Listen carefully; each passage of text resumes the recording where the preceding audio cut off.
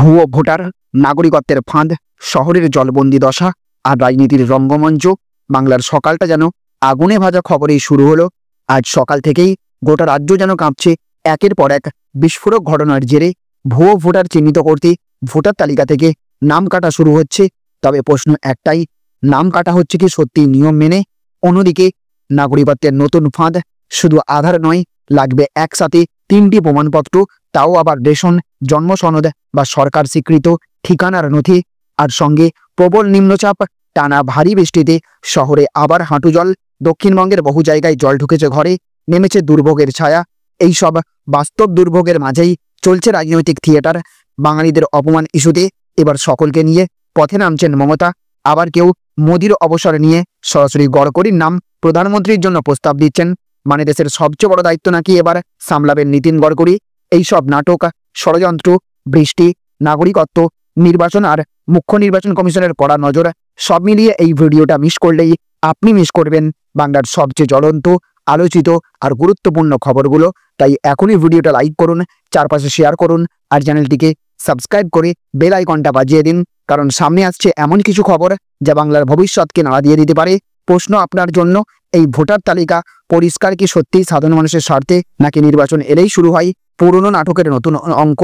নিচে কমেন্ট করে জানিয়ে দিন আপনার মূল্যবান মতামত। তো দেখুন, আজ যে প্রথম খবর উঠে আসছে সেখানে বলা হচ্ছে আগস্টেই দেশ জুড়ে ভোটার তালিকা সমীক্ষা, সুপ্রিম মামলার মধ্যেই তৎপর কমিশন। তো বিহারে ভোটার তালিকার বিশেষ নিবিড় সমীক্ষা নিয়ে শুরু হয়েছে বিতর্ক। মামলা উঠেছে সুপ্রিম কোর্টে। এর মধ্যেই সংবাদ সংস্থা পিটিআই সূত্রের খবর, আগামী আগস্ট মাস থেকেই দেশব্যাপী ভোটার তালিকা সংক্রান্ত সমীক্ষা শুরু করতে চাইছে জাতীয় নির্বাচন কমিশন। যদিও সুপ্রিম রায়ের উপরে নির্ভর করছে পাকা দিনক্ষণ। বিহারে ভোটার তালিকা সংশোধনের অন্যতম উদ্দেশ্য হল অবৈধ অনুপ্রবেশকারী সহ অযোগ্য ভোটারদের চূড়ান্ত তালিকা থেকে বাদ দেওয়া। কমিশন জানিয়েছে যাতে শুধুমাত্র যোগ্য ভারতীয় নাগরিকরাই ভোটদানের অধিকার পান, সেটা নিশ্চিত করতেই এই সংশোধনী। বিহারের পরে এক এক করে অন্যান্য রাজ্যগুলিতে ভোটার তালিকা সংশোধনের কাজ হবে বলে আগেই জানা গিয়েছিল। পিটিআই জানিয়েছে আগামী মাস থেকেই এই প্রক্রিয়া শুরু করতে চাইছে কমিশন। সেই মতো বিভিন্ন রাজ্যে কমিশনের কর্মীদের নির্দেশও দেওয়া হচ্ছে।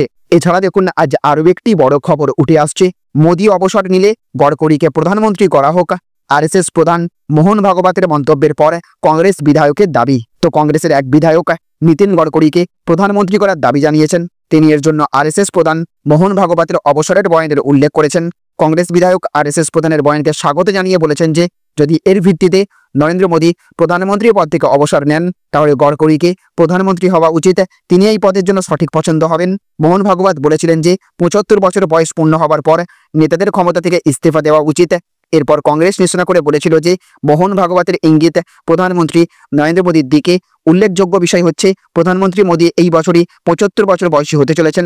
কংগ্রেস বিধায়ক বেল্লুর গোপাল কৃষ্ণ, কর্ণাটকের সাগর বিধানসভা কেন্দ্রের বিধায়ক বেল্লুর গোপাল কৃষ্ণ তার বয়ানে বলেছেন যে যদি ভাগবতের 75 বছরের অবসরের কথা অনুযায়ী প্রধানমন্ত্রী মোদী সরে যান তাহলে নীতিন গড়করিকে পরবর্তী প্রধানমন্ত্রী করা উচিত। তিনি বলেছেন যে গড়করি প্রধানমন্ত্রী পদের জন্য সঠিক পছন্দ হবেন। বেল্লুর গোপাল কৃষ্ণ বলেছেন যে গড়করি দেশের গরিব মানুষের জন্য বেশি চিন্তিত। এছাড়া দেখুন, আজ আরও একটি বড় খবর উঠে আসছে। আধার কার্ড নয়, ভারতের নাগরিকত্ব প্রমাণে থাকতে হবে এই 3 ডকুমেন্টস, রইল তালিকা। তো আধার কার্ড থাকলেই আর নন ভারতীয়, নিজেকে এই দেশের বাসিন্দা প্রমাণ করতে হলে এই ডকুমেন্টগুলো থাকা একান্ত জরুরি। জানুন বিশদে। বলা হয়েছে পাসপোর্ট সাধারণত অন্য দেশে ভ্রমণের জন্য বৈধ নথিপত্র হিসেবে বিবেচিত হলেও এটি ভারতীয় নাগরিকদের কাছে একটি বৈধ প্রমাণও বটে।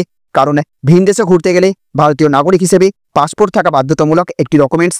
আর এটাই ভারতের নাগরিকত্বের অন্যতম প্রধান প্রমাণ।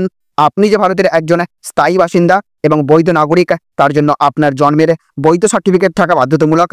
এটি হলো নাগরিকত্বের অন্যতম বড় প্রমাণপত্র, কারণ এতে ব্যক্তির নাম, ঠিকানা, জন্মের সমস্ত ইত্যাদি লিপিবদ্ধ থাকে। সাথে সাথে 18 বছর বয়সী যে কোনো ভারতীয় নাগরিকের ভোটার কার্ড থাকা বাধ্যতামূলক। একজন ভারতীয় নাগরিক ভারতের নির্বাচনের নিজের ভোটাধিকার প্রয়োগ করেন এই আইডি কার্ডের মাধ্যমে, কারণ এই কার্ড থাকলে ভারতীয় সংবিধান অনুযায়ী তারা ভোট দেওয়ার অধিকারী হন। জানা গিয়েছে বিহারের ভোটের তালিকা মামলায় সাম্প্রতিক শুনানিতে ভারতীয় নির্বাচন কমিশন কোর্টে যুক্তি দিয়েছে যে আধার কার্ড ভারতীয় নাগরিকত্ব প্রমাণের বৈধ নথি হতে পারে না। তারা কেন্দ্রীয় সরকারের অবস্থান পুনর্ব্যক্ত করেছেন। যদিও আধার কার্ড ভারতের অন্যতম গুরুত্বপূর্ণ নথি, বেশিরভাগ সরকারি কাজে এই নথিটিই গ্রহণযোগ্য। কেন্দ্রীয় সরকারের মতে আধার কার্ড কোনোভাবেই ভারতীয় নাগরিকত্বের প্রমাণ হতে পারে না, এটি কেবলমাত্র একটি পরিচয়পত্র। আর এই পার্থক্যটি গত 10 জুলাই সুপ্রিম কোর্টে শুনানিতে বিহারের মামলা নিয়ে তুলে ধরেছিল জাতীয় নির্বাচন কমিশন। এবং ইসে শীর্ষ আদালতে জানিয়েছে যে আধার ভারতীয় নাগরিকত্বের প্রমাণ যাচাই করতে পারে না। একই সাথে দেখুন আজ আরও একটি বড় খবর উঠে আসছে। অন্যায় বরদাস্ত নয়, ভিন রাজ্যে বাঙালিদের হেনস্থা ইস্যুতে সকলকে পথে নামার বার্তা মমতার। তো ভিন রাজ্যে বাংলাভাষী মানুষের ওপরে নির্যাতন এবং হেনস্থা নিয়ে মন্ত্রিসভার বৈঠকেও ক্ষোভ উগরে দেন মুখ্যমন্ত্রী মমতা বন্দ্যোপাধ্যায়। তিনি স্পষ্ট জানান, এমন হওয়া অন্যায় এবং তা কোনোভাবেই বরদাস্ত করা হবে না। এই ইস্যুতে ইতিমধ্যেই যে মহামিছিলের ডাক দেওয়া হয়েছে তাতে সকলকে সামিল হবার বার্তাও দিয়েছেন তিনি। নবান্নে মন্ত্রিসভার বৈঠকে প্রায় পুরো সময় জুড়েই এই ইস্যু ঘিরে আলোচনা হয়েছে। বৈঠক শেষে মুখ্যমন্ত্রী জানিয়েছেন, এটা অত্যন্ত দুঃখজনক ঘটনা, বাংলার মানুষের পাশে আমরা আছি, এর বিরুদ্ধে প্রতিবাদ গড়ে তুলতে হবে। এখন সময় এসেছে সারা দেশে এই অন্যায়ের বিরুদ্ধে আওয়াজ তোলার। মুখ্যমন্ত্রীর আরও সংযোজন, পশ্চিমবঙ্গে বিভিন্ন রাজ্য থেকে প্রায় 1.5 কোটি মানুষ এসে বসবাস করেন। তারা নানা ভাষাভাষীর, খাদ্যাভ্যাসও আলাদা, কিন্তু বাংলায় তাদের কেউ বিরক্ত করে না, তারা শান্তিতে থাকেন। অথচ পশ্চিমবঙ্গের মাত্র 22,50,000 মানুষ মহারাষ্ট্র, গুজরাট, ওড়িশা সহ বিভিন্ন রাজ্যে থাকেন, তাদের ওপর অত্যাচার হচ্ছে। এমনটা কেন? এই প্রশ্নই তুলেছেন মমতা বন্দ্যোপাধ্যায়। এই পরিস্থিতিতেই আগামী 16 তারিখ রাজ্য জুড়ে প্রতিবাদ মিছিলের ডাক দিয়েছেন তিনি। মুখ্যমন্ত্রীর ঘোষণা, ওই দিন রাজ্যের প্রতিটি এলাকায় প্রতিবাদ কর্মসূচি করতে হবে। গ্রাম শহর সর্বত্র সাধারণ মানুষকে পথে নামার আবেদন করেছেন তিনি। তার কথাই, এটা কোনো রাজনৈতিক কর্মসূচি নয়, এটা বাংলার মানুষের মর্যাদার প্রশ্ন, সকলকে সঙ্গে নিয়ে প্রতিবাদে সামিল হতে হবে। এছাড়া দেখুন আজ আরও একটি বড় খবর উঠে আসছে। পশ্চিমবঙ্গের আকাশে ফের দুর্যোগ, নতুন নিম্নচাপের জেরে শুরু ভারী বৃষ্টি। তো রাত থেকেই মেঘলা আকাশ আর ভোর হতেই শুরু হয়েছে অবিরাম বৃষ্টি। ঝিমঝিমে সেই বৃষ্টির রেশ ছড়িয়েছে সারা দিন জুড়ে, যার জেরে সকাল থেকেই ভোগান্তিতে পড়েছেন অফিস যাত্রীরা থেকে শুরু করে সাধারণ মানুষ। আবহাওয়া দপ্তর জানিয়েছে, এই বৃষ্টি তাড়াতাড়ি থামার নয়, কারণ উপকূলবর্তী অঞ্চলে তৈরি হওয়া ঘূর্ণাবর্ত পরিণত হয়েছে নিম্নচাপে। দক্ষিণবঙ্গে সেই নিম্নচাপ আরও গভীর হওয়ার সম্ভাবনা রয়েছে বলে জানিয়েছে হাওয়া অফিস, যার প্রভাবে আগামী মঙ্গলবার পর্যন্ত চলবে বৃষ্টি। বাড়বে জলস্তর, রয়েছে বন্যার সম্ভাবনাও। রাজ্যের মোট 7টি জেলায় ভারী থেকে অতি ভারী বৃষ্টির পূর্বাভাস দেওয়া হয়েছে। এর মধ্যে পশ্চিম মেদিনীপুরে অতি ভারী বৃষ্টির আশঙ্কা রয়েছে। পাশাপাশি দক্ষিণ 24 পরগনা, পূর্ব মেদিনীপুর, পুরুলিয়া, বাঁকুড়া, পূর্ব বর্ধমান এবং ঝাড়গ্রাম জেলাতেও ভারী থেকে মাঝারি বৃষ্টির পূর্বাভাস রয়েছে। কলকাতা এবং সংলগ্ন শহরতলিতেও বিক্ষিপ্ত বৃষ্টির সম্ভাবনা রয়েছে মঙ্গলবার পর্যন্ত। জল জমে যাওয়ায় শহরের একাধিক এলাকায় সৃষ্টি হয়েছে হাঁটু জলের পরিস্থিতি। গ্রামীণ এলাকাতেও অবস্থা উদ্বেগজনক।